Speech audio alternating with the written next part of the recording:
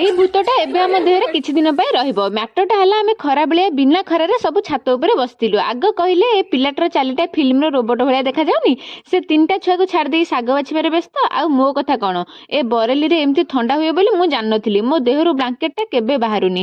Launch ସାରି ଦେଇ 4ଟା ଘୋଡ଼ି ହେଇ ପଡ଼ିଥିଲି। ଦିଦି ସୁଟ୍ ପାଇଁ ଯେତେ ଡାକିଲେ ବି ଉଠିଲିନି। ହେଲେ ଯେମିତି କ'ଣ ଖାଇବା କଥା ଶୁଣିଛି ପୁରା ଉଠିକି ଚାଙ୍ଗା। ଓଡ଼ିଶା ଗୁପଚୁପ୍ ତ ଭାଗ୍ୟରେ ନାହିଁ, ଏଇ ଜାଗାର ଗୁପଚୁପରେ କାମ ଚଳେଇବା କଥା।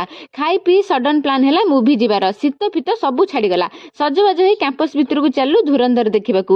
ଗୋଟେ ସିକ୍ରେଟ୍ କହିବି, ଏଇଟା ହେଲା ଫାର୍ଷ୍ଟ ଟାଇମ୍ ମୁଁ ଥିଏଟରରେ ମୁଭି ଦେଖୁଛି। ୟା ପୂର୍ବରୁ କେବେ ମୁଁ ଥିଏଟର ବି ଦେଖିନି।